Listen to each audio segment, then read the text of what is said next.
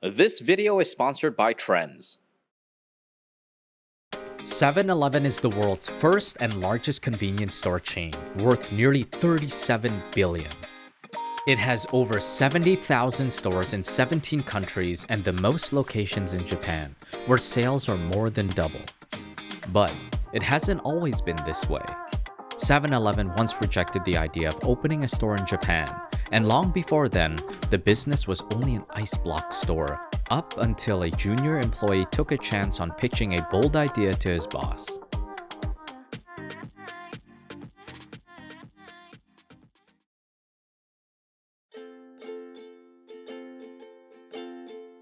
In 1927, John Green worked for the Southland Ice Company, a chain of stores that sold ice blocks in Oak Cliff, Texas.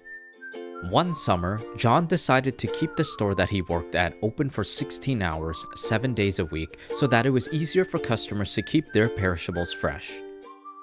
At the time, no other stores had ever dared to remain open that long, even though there were few shopping options outside major cities.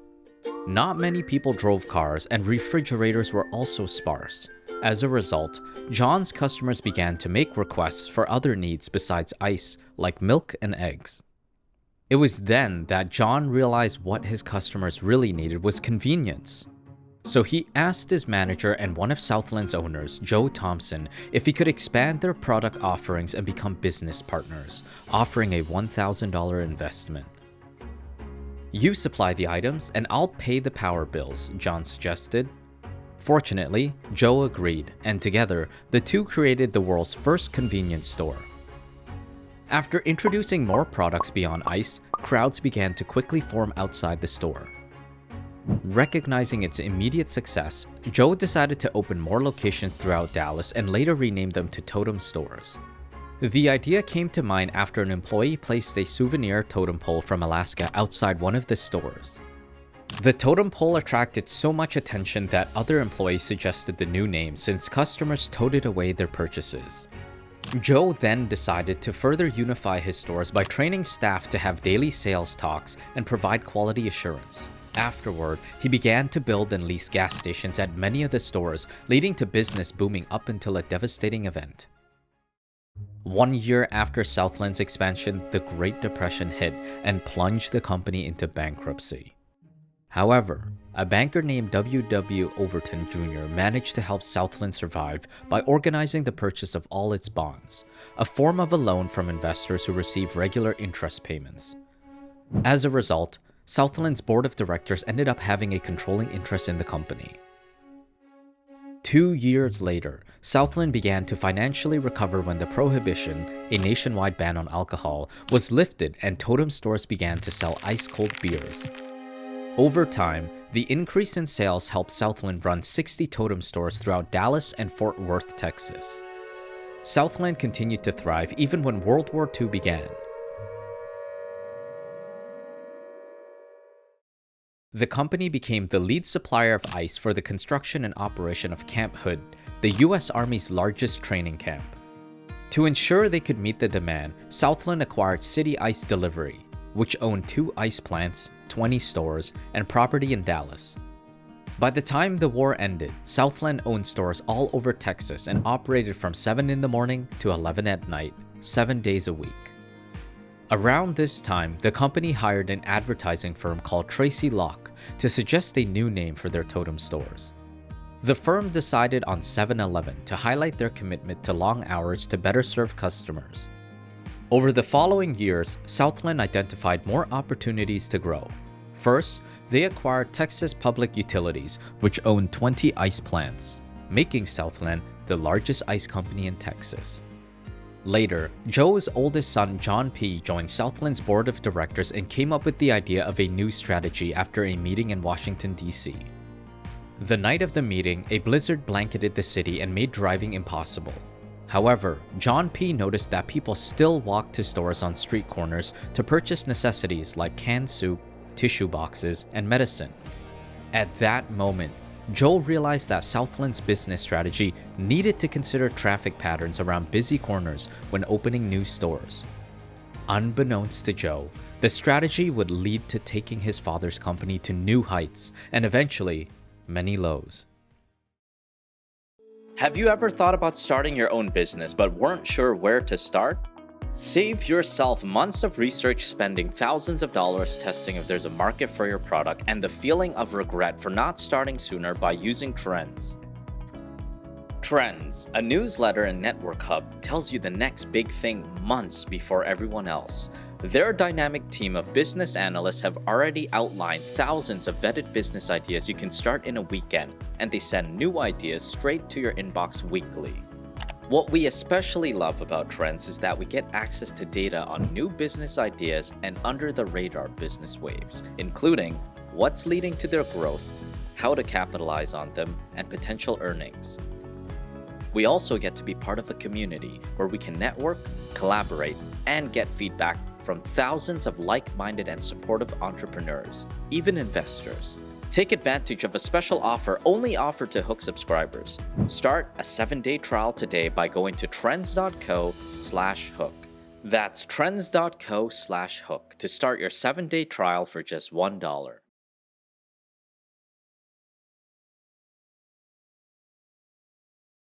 5 years after the expansion, John P. became the vice president of Southland and his brother Jer became the VP of 7-Eleven. Afterward, 7-Eleven expanded beyond Texas and throughout Virginia, Maryland, and Pennsylvania.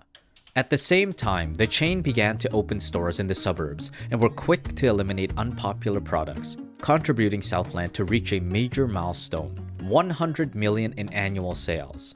However, the Thompson family experienced a devastating loss that same year.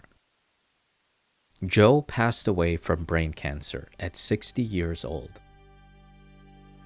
Following the loss of his father, John P. incorporated Southland and set an ambitious goal, growing the company's annual sales to $1 billion within 10 years.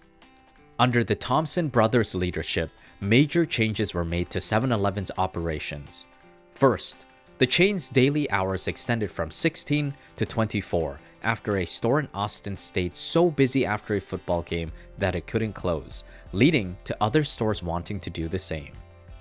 Not long after, 7-Eleven began to franchise its stores, expanded across the US, and introduced new products. Most notably, the first fresh coffee in to-go cups and the Slurpee. 4 years later, John P. became Southland's CEO while Jer took his former position of VP. John P. also accomplished the goal he set for Southland after his father's passing, achieving $1 billion in annual sales within 10 years. And only 1 year later, the Thompson brothers managed to take Southland public on the New York Stock Exchange. By then, there were thousands of 7-Eleven stores across the US and Canada. However, the Thompson brothers wanted to expand even further, and fortunately, the perfect opportunity came to them. Over 6,000 miles away, a young executive in Japan named Toshifumi Suzuki traveled to the US on behalf of the company he worked for, Ito-Yokado. At the time, Ito-Yokado was one of the top supermarket chains in Japan and wanted to branch into other businesses, beginning with Denny's, a chain of family restaurants founded in California. To secure a licensing agreement, Toshifumi was sent to the US to work out the details. During this time, he happened to discover a 7-Eleven and was immediately intrigued. The concept of a 24-hour convenience store didn't exist in Japan, even though many businessmen worked long hours and would benefit from them. Realizing its potential, Toshifumi pitched the idea to his fellow executives at Ito-Yokado. Fortunately, they believed in the opportunity just as much as he did. That same year, Ito-Yokado managed to negotiate a 7-Eleven licensing agreement with the Thompson brothers, in spite of being initially rejected. The agreement allowed Ito-Yokado to have complete control over 7-Eleven in Japan, resulting in creating a subsidiary company for the business. And only 1 year later, the first Japanese 7-Eleven opened in Toyosu, Tokyo. The Thompson brothers could have never imagined that a once rejected offer would become 7-Eleven's lifeline.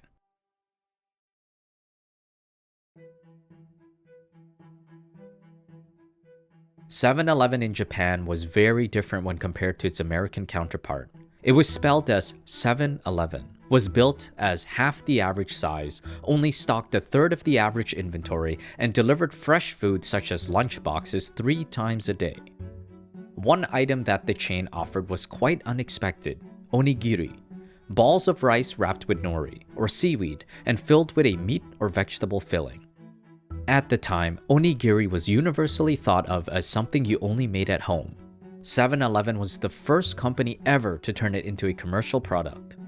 Over the next decade, 7-Eleven became so successful that it managed to go public on the Tokyo Stock Exchange, grew to 3,000 stores throughout Japan, and expanded its services to allow customers to pay electricity and gas bills in stores.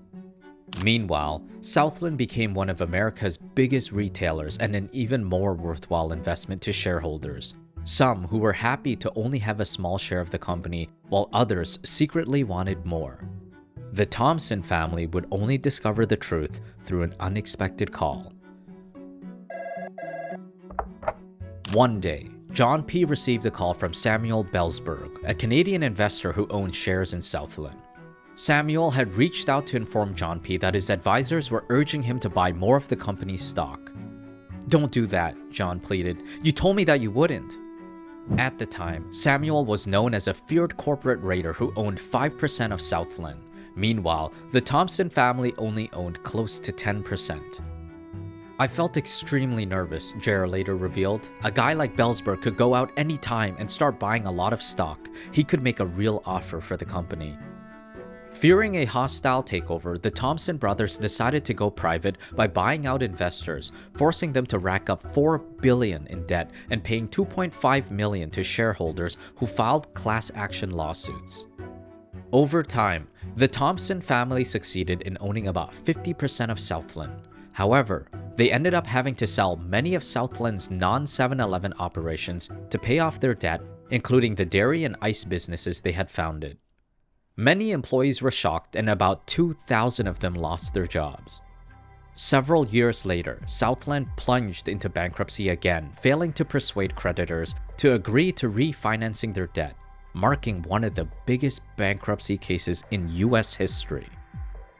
The Thompson brothers felt they had no choice but to approach Ito Yokado for help through a buyout offer: 70% of Southland for $430 million in cash. At the time, Southland owned 6,000 7-Eleven stores in the US and Canada, and licensed 6,400 stores in 22 countries. About 4,200 of the international stores were in Japan. Fortunately, Ito Yokado agreed to the deal to acquire the company and change Southland Corp. to 7-Eleven Inc. Only 1 year later, Ito Yokado turned 7-Eleven into a high-tech machine with efficiency rarely seen in the US. Its fourth-generation point-of-sale system helped to determine what to stock and charge, and revealed customer demographics and sales patterns. 7-Eleven also introduced new products beyond fresh food, including ones that were typically not found in convenience stores, such as imported luxury goods. Today, 7-Eleven in Japan is known for its convenience and premium products, including 7 Cafe, an assortment of cafe items such as hot and cold coffees, teas, and sweets. 7 Premium Gold, an assortment of pre-packaged dinner items such as ramen noodles, hamburger steaks, and bread. 7 Premium Fresh, an assortment of fresh items such as raw meat and fruits, and 7 Premium Lifestyle, a selection of everyday items such as clothing, utensils, and household. As for its services, the chain continues to allow customers to pay gas and electricity bills in stores and offers both an ATM and foreign exchange machine. Customers can also refill their Metro passes, buy tickets for concerts, access free Wi-Fi, and buy electronics such as phone chargers. And to keep up with competitors in Asia such as Family Mart and Lawson, 7-Eleven Japan has opened stores in malls and train stations, and vending machines in offices, factories, hospitals, and schools, all of which have contributed to around $42 billion in annual sales. Meanwhile, in the US, 7-Eleven is more known for its large-sized drinks, such as the Big Gulp and 24-hour accessibility. However, 7-Eleven is making changes to step up its Japanese counterpart by offering healthier food options and a restaurant experience, even opening taco shops in some locations. 7-Eleven also continues to offer gas on-site and now drive-through and delivery services.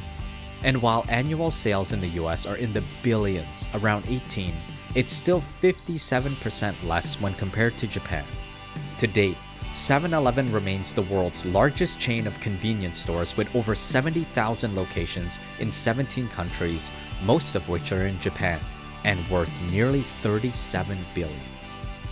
This is the story of how a junior employee took a chance on pitching a bold idea to his boss and how a once rejected offer sustained a billion-dollar business.